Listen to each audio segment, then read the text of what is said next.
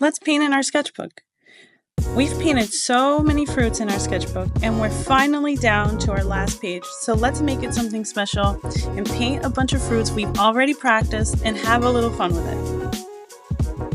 If you want to know how to paint each of these fruit pages, then check out my shorts here on YouTube or head over to my Instagram where I have the complete series along with the color choices and reference pictures. I'm so excited about this final page because it's inspired by The Very Hungry Caterpillar by Eric Carle, and I can't wait to show you how to paint this, so let's get into it. Before we dive into the painting part, make sure you prepare your palette with the colors you'll use. If you don't already do this, then you definitely should if you're a beginner, because having your paints ready ahead of time will help you with your water control and your color mixing.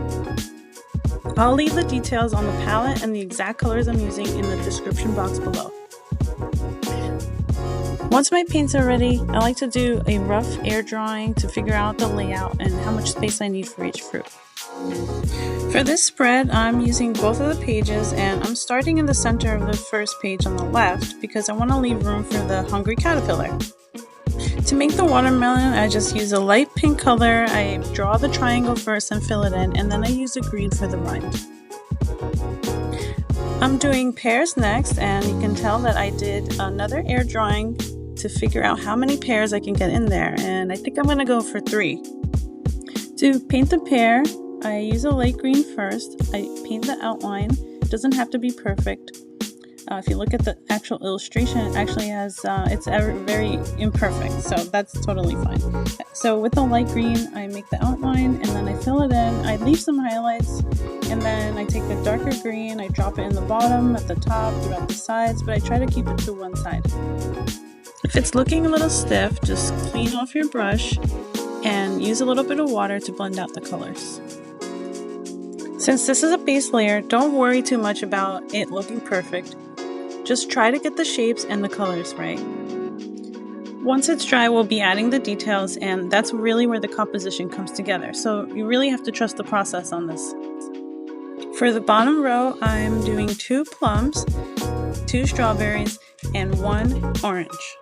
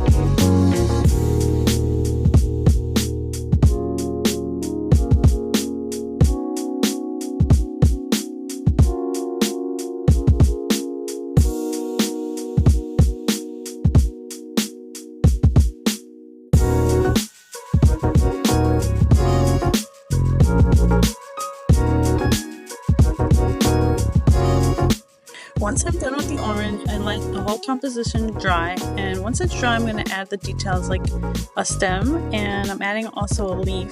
With the leaf, I'm scoring it with the back of my brush and lifting to get those details out. With the strawberry, I'm adding the green tops, and with the plum, I'm also adding the stems.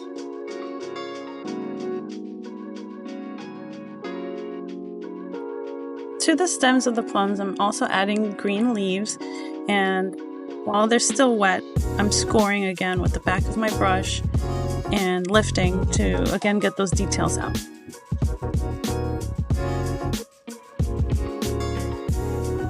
To the watermelons, let's add our seeds. I'm doing 3 at the top and 3 at the bottom. I'm leaving the center pretty empty. To the strawberries, I'm adding a little bit thicker paint to really define the green tops. Now I'm taking a Posca paint marker and I'm adding the details to strawberries. You can use anything that's a white opaque like bleed-proof white, acrylic, or even white gouache. I'm checking every fruit to make sure that it's dry, and I'm taking the Posca marker and drawing a circle in the center of every single fruit. If you're familiar with the story, the very hungry caterpillar eats through all of these fruits, and that's why the circles are there. Let everything dry, then peel off your tape gently. If you're having trouble with tearing, try going slowly or using a heat gun.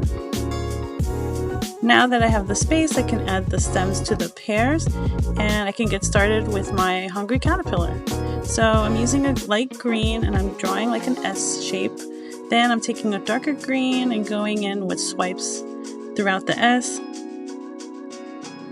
And then I'm going with an even darker green to refine that shape.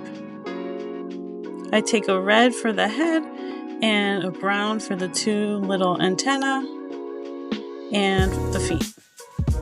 For the eyes, I'm lifting some of that red color out with a damp brush. Once that's dry, I add a yellow and then a green in the center, and a nose.